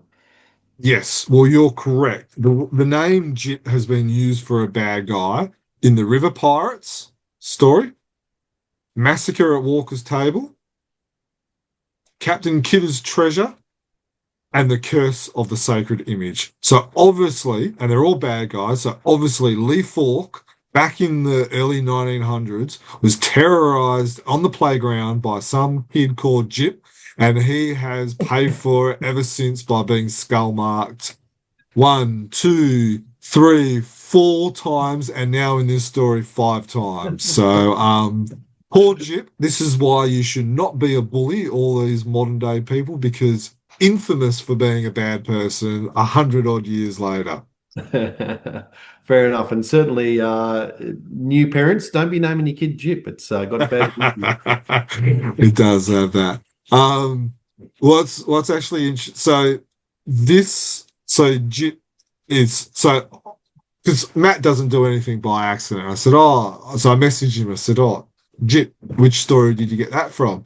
And he comes back and he goes, I don't know. So I'm not sure whether he was just stringing me along or something like that. But I found it, and it is the River Gang, which is because in this story, one of the other bad guys is called Fats, and in the River Gang, which is the 54th Phantom Sunday, created by Lee Falk and Wilson McCoy, one of the other bad guys is called Fats. Mm-hmm. And so that's the story. These are the bad guys from that story. The other thing that like make mention is how many old jungle sayings. We've got Phantom moves as silently as a cat on page 27. And then we have the Phantom is rough on roughnecks on page 31. And on page 32, we have the Phantom is a man of few words but wiser than Solomon, which I get the feeling might be a new old jungle saying that they've created. Yeah, but it fits the vibe, doesn't it? It does. It does. Very, very enjoyable story. You're right. It's wrong to call it a filler story because it's so meaty. It is that steak part of the meal. It's more than just the filler on the side. It does its job and it does it really, really well. And it's a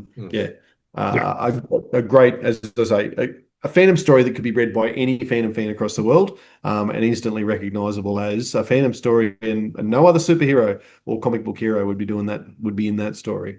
Yeah, totally agree. All right. Well, it's been a bit of a deep dive into the Australian comics. Let's head overseas now. We've got our man in the United States. Scott is going to review the books that have come out from Mad Cave recently. I think it's the Red Dragons that he's going to take us through. We're hoping to get our Indian reviews back by the next podcast. A couple of chaps over there working hard and not fitting in time for fandoming at the moment, which is a shame, but hopefully we'll get them back soon. And of course, we are still chasing fans from Sweden, Denmark, and Brazil to help out by reviewing any of the comics that come out of those countries. So if you can help out with that, get in touch with us, chroniclechamber@gmail.com. But for now, I'll hand over to Scott. The Phantom versus the Red Dragons #1 from Mad Cave Studios. Written by Ray Fawkes, with art by Lin Yoshi, colors by Wancho, and letters by Taylor Esposito. So, this is not necessarily an adaptation of the Red Dragons. It's kind of a new take on the characters. It does incorporate some things from the classic Red Dragons 3-part storyline that originally ran in Team Fantomen. And, kind of little nuances from that people may recognize. But this story actually goes in its own direction. It kind of takes the basics and leaps from there. So we start with a burning ship. We have these characters on here, and there's these two guys talking, and it looks like there was a bloodbath. And essentially, someone came and attacked a ship, and the red pirates are not going to stand for it. These guys are red pirates. This was the last man who was left alive, but he has now died. He couldn't be saved, because of obvious reasons. And so they're asking who did this, what mysterious figure, because it was a one-man army that came in there and laid waste. And so we have this, actually, I love this shot right here. This guy with his X on his head, and he's smoking a cigarette, and he's wondering who it is. And I like the smoke swirls around him as he's sitting. It's very, crime thriller noirish, but also the swirls kind of fit in with the whole Chinese dragon thing too. I think that's kind of a cool take. But this is when this man who was the one that was on the scene first said, "Oh, it was the Phantom." And so that's kind of our setup. The Phantom was alone, and at the end of it, this other guy here is telling him to put the bodies in the ship and burn everything and get rid of the evidence. And so now we know the Phantom is going to be a target. And so then we cut to Kit Walker. He's out with Diana Palmer. They're having a nice little day, for a stroll in the bazaar. They're talking about, what's going on. He's aware that someone's posing as him, attacking Red Dragon operations, and he aims to put a stop to it. We find out through this dialogue that the Phantom actually has a relationship with the Red Dragons in the sense that he's encountered them before.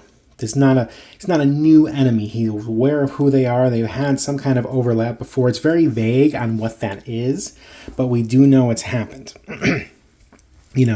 And so his, she's wondering if he did anything, and he's like, well, no, but his goal, it turns out, is the reason why they're at this bazaar here is that this building right here with all these ships and anchors is actually a front for the Red Dragons.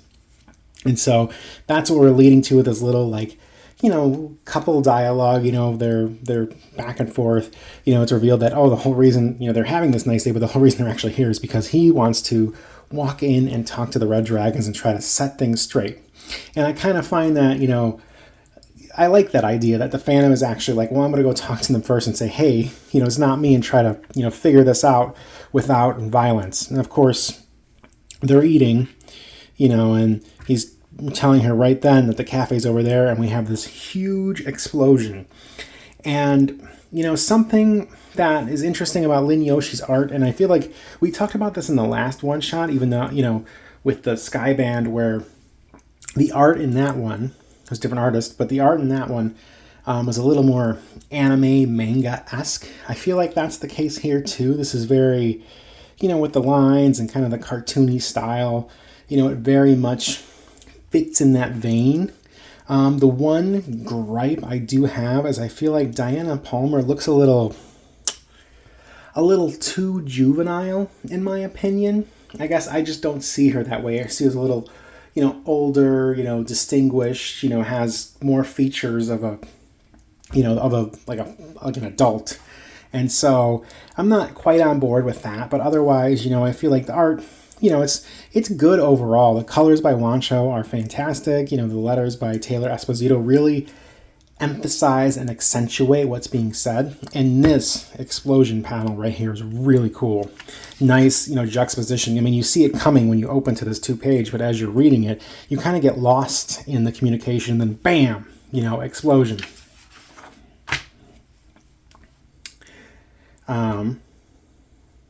Here, I like this. The Phantom's running the action. It's very Superman-esque. He's opening his shirt. He's leaping into it. And, Diana Palmer's looking over, and we cut to the Phantom. But this is one with a very evil grin here. Something that I want to point out right now that I think is really cool. And hopefully, you all noticed it on your read. But the earlier Phantom copycats here all have different belts. Whereas our Phantom has a triangular belt, this guy has a rectangle. There's another one that has an oval. And he is strangling this guy who works the Red Dragons. And then, the real Phantom leaps into action with the triangle emblem on his belt, kicking this guy straight in the face. This guy is dazed. He's wondering why he got hit so hard and why they sent another one to do their dirty work. So obviously there are multiple phantoms all around doing this. And meanwhile, we cut to prison where Asif Singh is being held captive. And so there's a lawyer is walking in. He's a messenger. He's got a briefcase. He's coming to, settle something. We see him walk into Asif Singh here. And what I like about this too is, it's sunset outside. The colors, the sun is going down. It's getting darker. And so that's a perfect excuse to cast Asif Singh in red here. I think that's an awesome touch, because he is the bad guy. It looks like this inferno hellscape right behind him. But you could make the argument that it totally works because, oh yeah, we established that the sun's going down. And so the whole thing here is they have a meeting, and the way the meeting is pitched is that, Asif Singh is willing to hear from the Red Dragons, but this lawyer, mistakes them, this meeting as the Singh reaching out to them, but Asif clarifies and said, no, I am willing to listen to your offer. And the whole thing here is he wants to make an offer with, a partnership of some sort, protection, and they're going to negotiate what the terms are, whether it's money, a piece of the action, what have you. And so, because they have a common enemy, he wants to unite the Red Dragons with the Singh Brotherhood against the Phantom.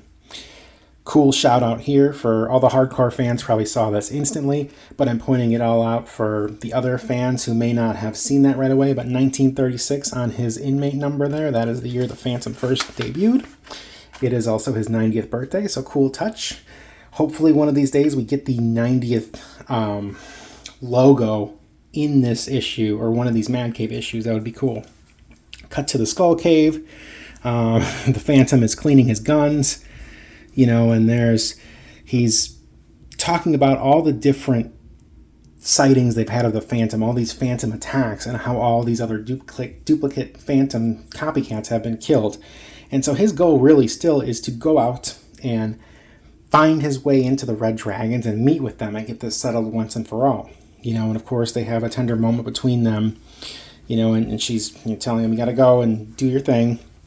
I like this kind of power walk between the three of them, especially with Devil here. Devil looks like a beast. Almost kind of looks like the werewolf from American Werewolf in London.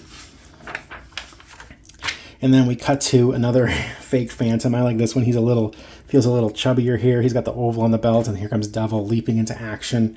Nice flip of the page to see Devil jump in. And something that's interesting about this series, I don't know how my fellow fans will feel about it, but I feel like in the Skyband, the Phantom was more serious, less jokey. This one, there are jokes abound. He is very much kind of a lighthearted Phantom.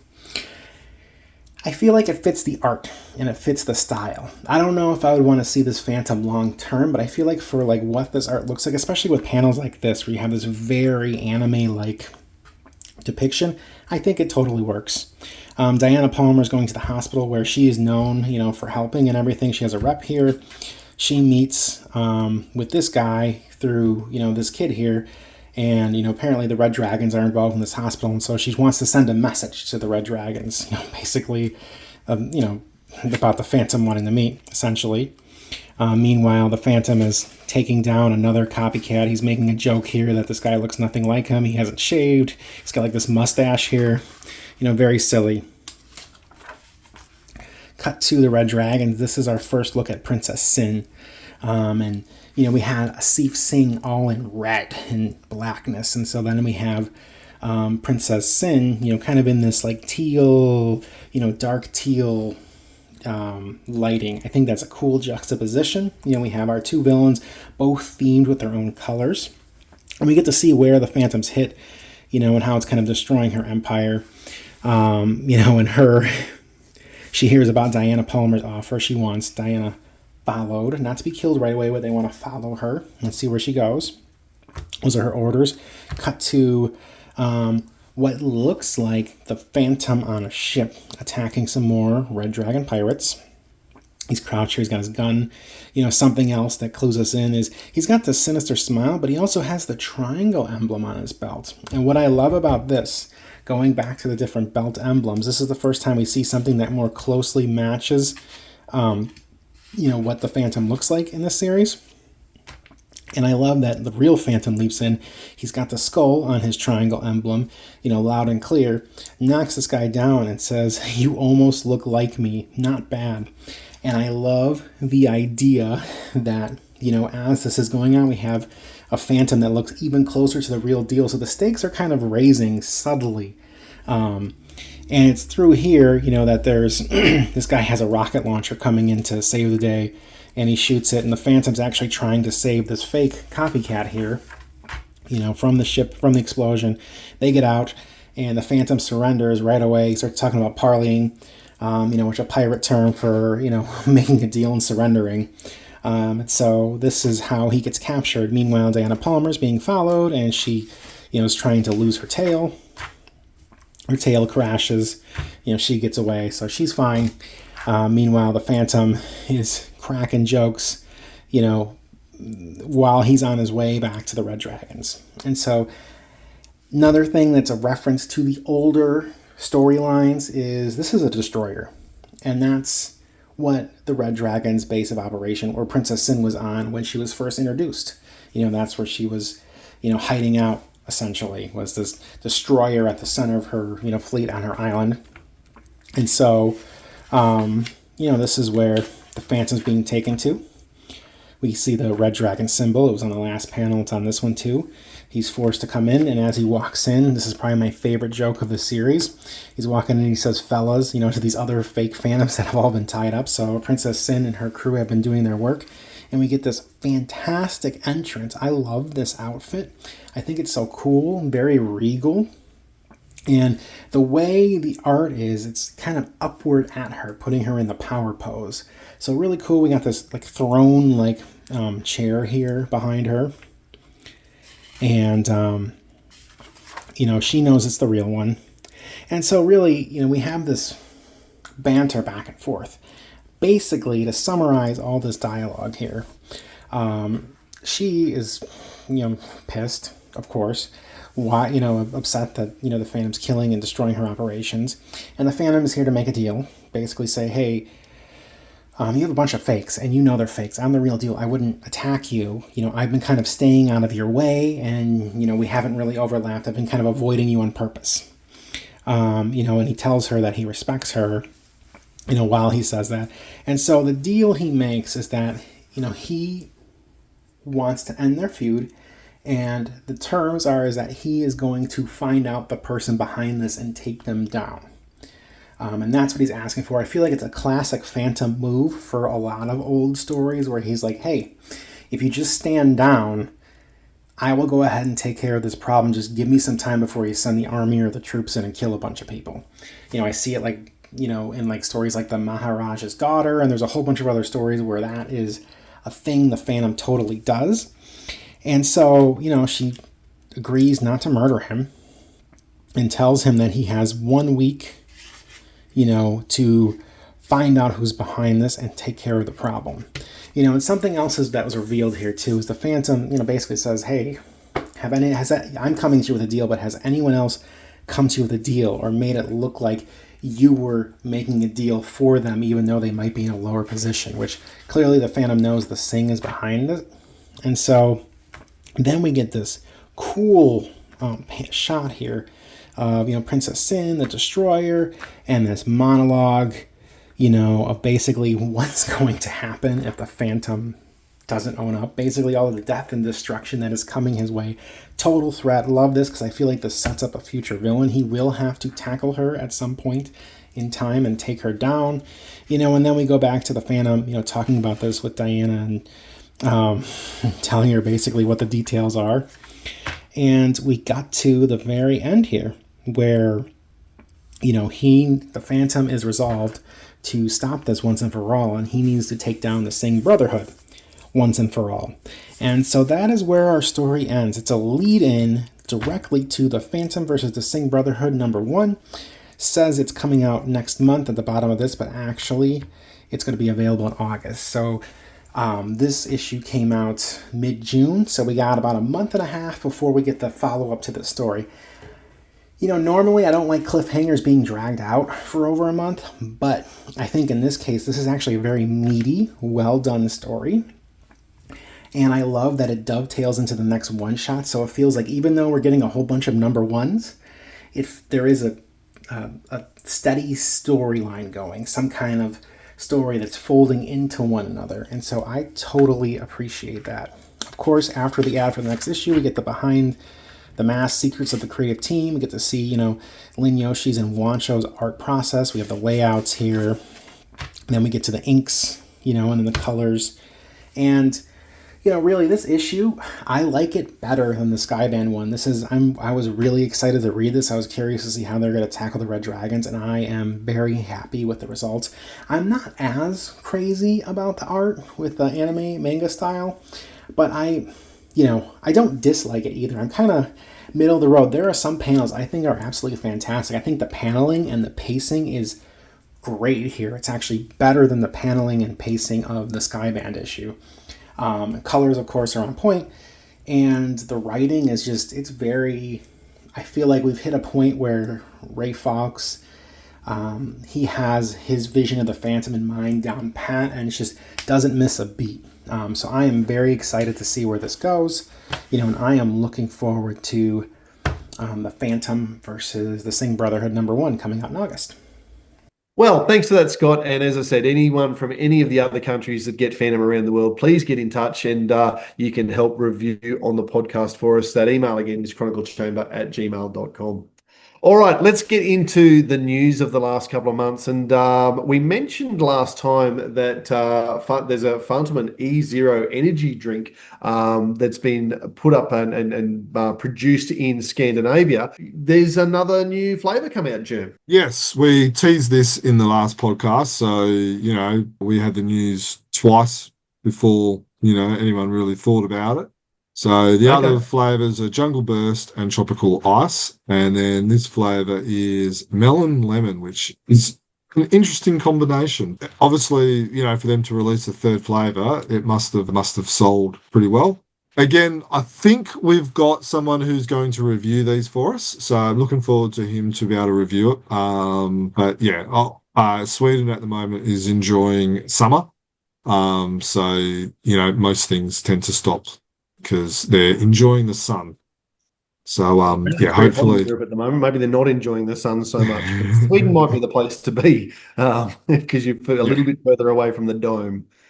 But, so hopefully we'll have a review of that coming up soon. But, I would also, I've emailed one of the directors as well. So hopefully we'll be able to do I would love to be able to do a podcast with one of them as well, just to talk about how they've become a fan and how they've mixed it with their day job. So that could be an interesting, fascinating conversation. Yeah, cool. No, that will be good. All right, publisher news. So people who are producing comics for us to read, Comics Kingdom have announced that there is going to be a 2040 New Shadow Season 2, which is pretty exciting. We are looking as similar to the podcast with the director of the energy drinks. So we're looking to do interviews with the creators of 2040 A New Shadow. So Alex and John are the creators there. If you've got any questions that you'd like us to ask the creative team of 2040 A New Shadow, please get in touch, because obviously it's been successful enough and there's been enough people clicking on it for King Features to go, you know what, let's go with the season 2 of this Phantom web comic. So that's pretty exciting. Yeah. Have you been reading it? No, I must confess I have not. Something I need to do, but there's a lot to do in 2026 in the world. So there is.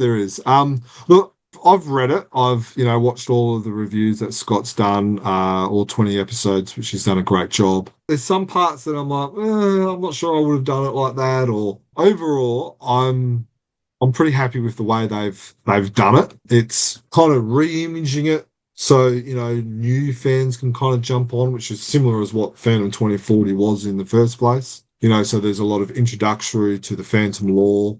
I like how they've put in a lot of the panels that that readers would have picked up on and stuff like that. So they've really tried to, I guess, connect it with the older fan like us as well. So yeah, I'm intrigued. I'm intrigued where they're going with season 2. One thing I would like to see out of it, and this is someone obviously hasn't read it, is, we made mention of it with Frew earlier. How do you get the news out that this is even a thing that is Yeah. available? I happened to be in my local comic book shop the other day, and I was talking to Todd, the owner, and Chris, an artist, a local artist who was in and having a chat, who turned out massive fan as well. Probably lapsed a little bit, but has a collection, all the rest of it. He didn't even know about Comics Kingdom, and the Yeah. fact that you could go and read all of these old Phantom stories or the back catalogue, 90 years of Phantom stories. And when I mentioned that there was a Phantom 2040 web cartoon, Chris in particular was super excited because Phantom 2040 was what had brought him into the Phantom in the first place. And then he's like, "Oh, what?" And he's logging on and scrolling through as I'm standing there talking to him. But how do these guys who are in the comic book world not have heard about it? And how do King Features and Hearst make better efforts to make people aware of Comics Kingdom, to make people aware of this new thing that they're putting out? So, in other words, that will be a question for Alex. So let's type that now. So, how do you make casual readers and old fans aware of 2040, Comics Kingdom, etc.? So we've got our first question. See, So, fans, if you're listening to the podcast, that is how easy it is. You're just going to have a thought bubble, email it to Germ, and he's probably just going to copy paste and quote you when he's talking to the creators. That is how easy it is.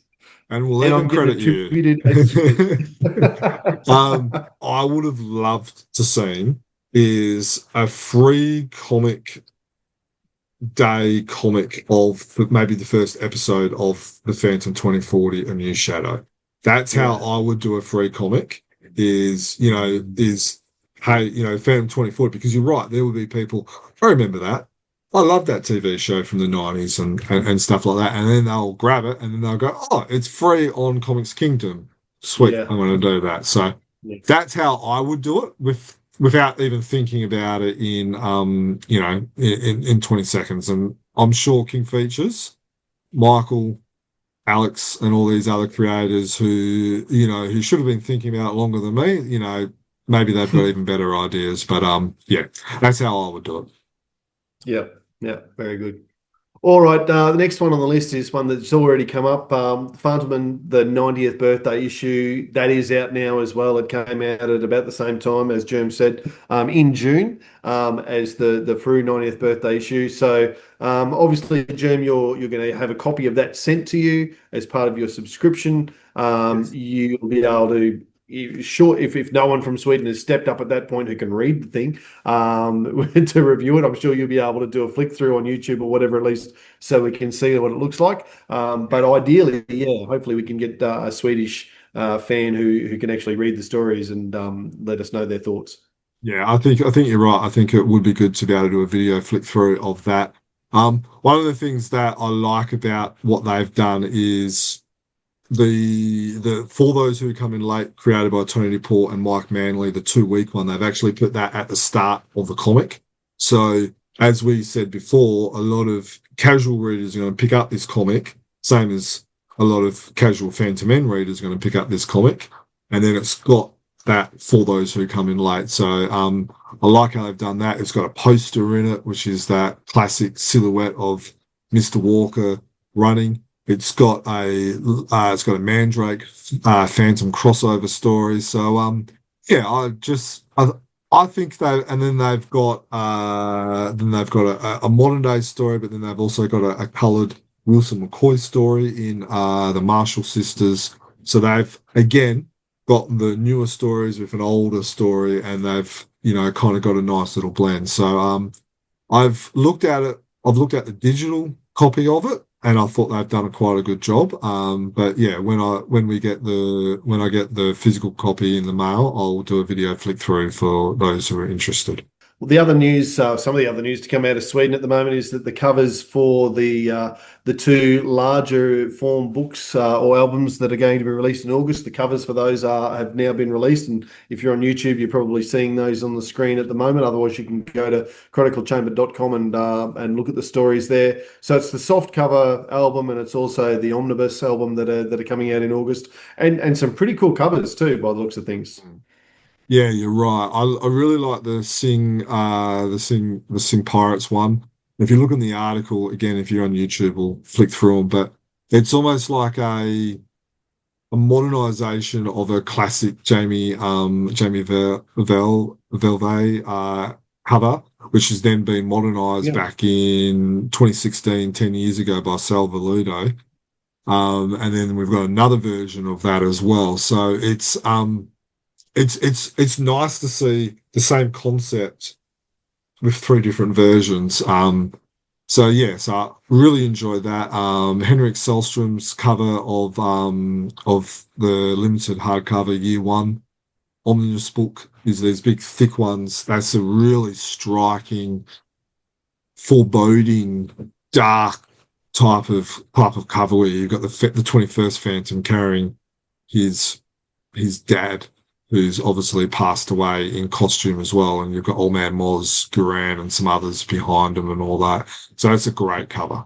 Yeah, and I mean, we've certainly seen that type of pose used across any number of DC or Marvel stories as well. But there's something about the Phantom carrying the Phantom that is really just iconic to our particular character, isn't there?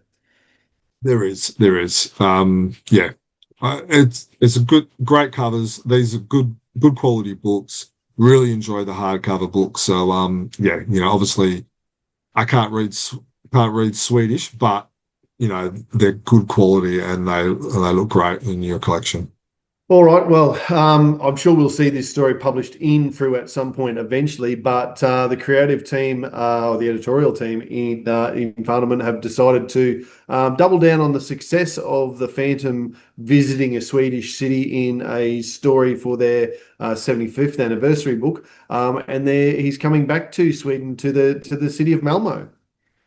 Yeah. Look, I've said this a couple of times. I'll say it again because I don't understand why more publishers don't do it. If you're attending a comic convention like Frew with Sydney, or India when they go, Shaki when they have comic conventions in India, or even Mad Cave Studios when they attend comic conventions, have a comic where the Phantom is visiting that country, that town, a town where, whether he walks past the Supernova or the comic convention or whatever, or whether but it sells. The one where he visited Gothenburg, that comic sold out. So why wouldn't you do it? Yeah, it's gimmicky, but if it means you sell extra comics, why not? Yeah. Yeah. Oh, you don't want to go to the well too often, but yeah, certainly it's something that you can touch on from time to time for sure. Yeah, and like if you look at the story with the Gothenburg one, it is a story that has to happen in some place, right? It's the Phantom uncovering a smuggling ring. That smuggling is going to happen in Perth, in Brisbane, in Sydney, in Melbourne, in Malmo, in Gothenburg, in New York, in Amsterdam, in Rio de Janeiro. So why wouldn't you create the story and then just put it in a couple of local locations, and people are going to get excited about it? Yeah, yeah. Oh, look, if there was a Phantom story where he was visiting Toowoomba and went past the Super Rooster and maybe brought some of their chips, I think the dozen or so Phantom fans in Toowoomba would all buy that comic. There's no doubt. So it's a really niche reference there to Super Rooster. Not sponsored, but gee, they've got good chips. All right. While we're in that area of the world, Germ shakes his head at me. While we're in that area of the world, Evolk, the Danish publishing company, have announced some new issues in their series. So exciting to see that the Danish are continuing to pump out Phantom comics. Yeah, and what I like about their series is that they have a nice mixture of Team Fantomen, Frew created, classic stories. So there's a bit of a mixture in it. Again, for for the reader who might like certain type of stuff. So yeah, look, it's good to see that they're continuing their series, that they've, I think they're up to episode 5 and they're like, well, here's the news for episode 6, here's the news for episode 7. So that takes them to 2027. So, it's good to see the Phantom continually being published around the world. Yeah, for sure, for sure. Now, what are they doing in India here? Because I can't, the link's not working for me. But if you've got here that Shakti are re-releasing issues 1 to 5 in the current format, so they're going back and Okay. re-releasing the Yes. first 5 So issues of issues 1 to their 5 were book. printed in a different size, like, so say for instance, I'm just picking 2 random comics here, right? So they're actually this, well, so, like issue 1 is smaller than issue 6. So what they're doing is they're re-releasing issues 1 to 5 in the same size as issue 6 to current. It's for all the completists out there that go, oh, Phantom, I must buy it, I must buy it, I must buy it. Basically, they're, wringing every last drop out of those issues. And, look, it's a smart business sense. I was speaking to one fan from Australia and he was going, oh, are you getting some? And I says, oh, probably not. And he goes, I'm getting them. I'm going to get them. So, fans are going to buy it because, yeah, Because it's there. it's there. It's there. Yeah, yeah. Yep. All right. Well, that's cool. That's good on them. All right. Well, so not new news, but re-release news. That's pretty cool. All right. If we flick over to America, we've got the San Diego Comic Convention coming up at the end of July, and as we've mentioned on the pod before, Saturday Morning Cards are releasing a special The Phantom card for the San Diego Comic Con. We've got a bit of an update, I suppose, on what is being produced, and the full checklist of all of the cards is available on the website, so you can jump on and check those out. What we do know is that there's 266 total cards that are being produced. So that is the limit of the cards that are being produced, and those are going to be available. There are subsets of those, so they're not 266 exactly the same. One of those cards is the black card. 10 of those cards are gold. 10 of those cards are red, etc., etc. So the full checklist is available on the website, so go and check that out at chroniclechamber.com. If you are interested in those and you're not going to San Diego Comic Con, and you can't wait for them to hit the website to pick up any of the leftovers that aren't sold at the con, you can contact me on Saturday Morning Cards AUS at gmail.com if you'd like to pre-order those. You need to be quick because that needs to be done in the next fortnight as we record, so pretty well immediately. As if you're listening to this on the pod, all that information is on the page, the article on the website as well. Germ, I'm certainly getting a couple of those cards for myself. You're getting them as well? Yeah, the completist in me is saying that I need to get some. I wasn't sure because it is the same image that is on the shirt. Here's the ad. He's on the shirt and he's on a card that I've got on the shelf over there. But this one's glow in the dark, and I might get the black one. So, yeah, it's worth a roll of the dice. Yeah. I'm debating: do I get 1 or do I get 2? So Yeah. I don't know. I don't know. Unfortunately, the price has gone up, like the cost of the base card. The other thing with the cost is too the special print runs for the con last year was more expensive as well. It's still the Yes. same price this year as it was last year in that sense for the special card run. I guess when they come to volume 2, those will be more expensive than volume 1 Yeah. was because maybe the tariffs are gone by then. Who knows? Seems unlikely. Yeah. Anyway, Seems unlikely. yeah. Now, in Go. other news, which we don't have the full details at the moment, we will put an article up for those who are interested. But for those who are going to the San Diego Comic Con, there is a 3D layered Phantom print. Now, I'm not sure if that's going to make sense. So what I'm going to do is I'm going to grab this. For those who are on YouTube, this is what I mean. So this is an image, and what it's using layers of paper layered on top of each other to give it kind of like a 3D effect. So there's a phantom print artwork by an American artist. I think it's Ron Garland, or Ron starts with M or something like that. I believe it's actually a drawing done by I think it might be in Jamie Diaz's collection, but I'm not 100% sure on that. But he's got I've seen a post. This is literally 5 minutes before we did the podcast. So this is what we mean by a 3D layer phantom print. So it's a drawing and there's multiple layers. So if the phantom's punching, the arm would be raised to kind of give it a 3D effect, if that kind of makes sense. And so what they do is they kind of put like little bits of foam or something behind it, so it looks like it's popping out. So for those who are on audio, I've got the first cover of the Wolf for the UK comic in the 90s, and what it is, it's the phantom behind the dolphins jet skiing with a shark coming behind the phantom. So you've got the shark in the background, and then you've got the dolphins in the foreground, and you've got the phantom kind of in the middle, and there's all water layers behind it. So it looks great. So I think it will look really, really cool in person. We'll put an article up on the website for those who are interested in having a look at that. But yeah, we just thought we'll quickly throw that in with the mention of the San Diego Comic Con, which has got the Saturday morning cards. No, very good. Well, we love any time you can go to a con and see a range of fandom stuff, don't we? So, Yes. the more the merrier for our American fans over there.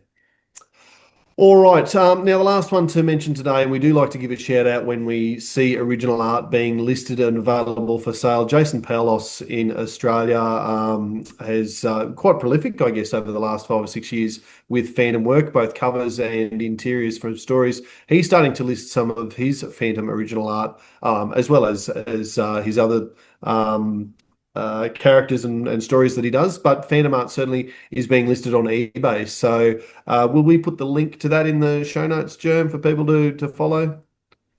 I guess if you just go on eBay and look up Jason Paulos, you'll probably have some success. Yeah, so the link will be on our website and also on our show notes, so you can go find there. Pages are about $100 each. I listed a giant size cover for $300.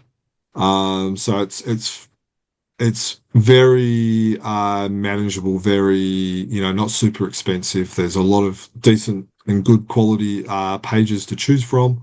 If there's stories that, there's a page that you really, really like that Jason has done, contact him via Facebook and he's probably got that still available. I remember when I saw him at a con probably 5 years ago, he literally had just A3 folders just full of all pages, and basically it's just giving him away $100 a page, which is pretty good.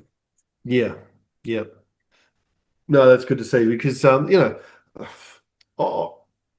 it's hard to put a value on art, and I completely understand why people put big dollars on art, because it's a lot of work that goes into it. So to see see it come out at manageable, affordable prices, and you're still helping the artist, then by all means. So yeah, get amongst it if you can. All right. So that brings us to the end of our list here, Germ. It's been a bit of a a longer one. Sorry you couldn't join us, Steve, but probably just for the best, because if this went for a third as long again, people are going to be wearing out their pause button as they do the commute to and from work. But look, as always, if you've listened to us over a few days, or we've been able to get you through a couple of acres of sowing the farm there, Sam, or whatever it is that you've been doing while you've been listening to us. Thanks for tuning in. I've said it a few times, but all of the things we discuss is recorded on the website, chroniclechamber.com. So head there for all your fandom news. If you'd like to join in, as we've called out a few times, please contact us via email, which is chroniclechamber@gmail.com. And we always like to hear your thoughts. We like to throw in your feedback and any of your opinions. So throw that on our social media platforms in the comments or over on the YouTube channel, and become part of the Phantom family. And what do we say? Get away from the mundanities of life by joining in and talking Phantom with us, people. Exactly. And as always, happy Fantomen. Happy Fantoming, guys.